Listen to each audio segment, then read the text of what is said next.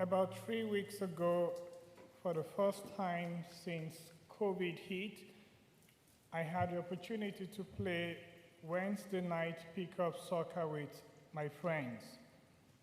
The organizer was very happy to see me. We got talking and he asked me about Mass and what we do to keep people safe. But I was stunned when he referred to the Eucharist as wafer. He said something like, "How do you guys distribute the wafer?" It shocked me, but I went ahead to explain to him all the sanitary measures we have in place. But I made sure I used the proper term to refer to the Eucharist. In his apostolic exhortation, Venerable Chenui, our Bishop Thomas Olmsted also shared a similar experience. He shared how, as a seminarian studying French in France, some of his classmates, learning of his practice of daily Mass, accosted him, sneering with venom. "You really believe Jesus is present in that piece of bread?" Shocked by their hateful tone, he couldn't say anything for what seemed like eternity. But after probably less than a minute, he managed to stammer, "Yes, I do." This Sunday's Mass readings conclude a 4-week meditation on the Eucharist. It would have been a 5-week meditation if not for the solemnity of Mary's Assumption that we celebrated last Sunday. Today, we deal with the final part of John's 6th chapter. What was the final result of Jesus' shocking revelation about his gift of himself in the Holy Eucharist? Many of Jesus' disciples said, "This is a hard saying. Who can accept it?" Jesus said, "Does this shock you?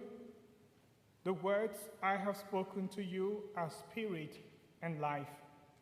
But there are some of you who do not believe." What was the final result? As a result of this, many of his disciples returned to their former ways of life and no longer accompanied him.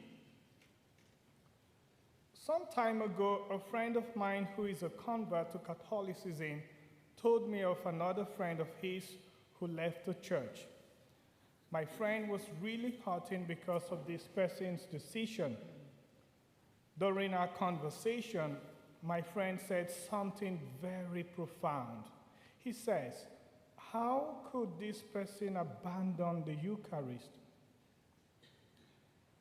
I shared with you in some of my homilies during my teenage years, even though my whole family were Catholics, I had this conviction that I was going to end up becoming a Protestant. I was a kind of drawn to their way of life. But thanks to divine providence, I am still a Catholic today. If you ask me right now why I am Catholic, the first reason I would give is the Eucharist. 10 years ago, the answer probably would have been different. But with everything the Lord has shown me in prayers and studies, the Eucharist is top on the list. I am so grateful to God for helping me understand that it is through the Eucharist that we begin to share in his divine nature. Discovering this truth has not just solidified my faith, but it has given a sense of direction to my life. At this point in my life, I can confidently tell you that there is nothing that will ever make me leave the Catholic Church. How can I ever possibly abandon the Eucharist? To abandon the Eucharist is like to abandon life. The Eucharist is life to me. No Eucharist, no life. You and I know people who left the church for various reasons. Maybe it's pre-scandal, the unsettling situation in the Vatican, the lack of clarity about church teachings, or marriage situation. These are legitimate concerns, but for anyone who truly knows the infinite worth of the Eucharist, leaving the church is not an option. My favorite elder sister is a very zealous Protestant. I pray she will return to the Catholic Church someday and share communion with our Lord in the Eucharist. Although God is not bound to grant salvation only to those who partake in the Eucharist, He has willed to transmit His divine life and nature to us in a special way through the Eucharist. And that is why I desire so much for my loved ones and friends to partake in the Eucharist.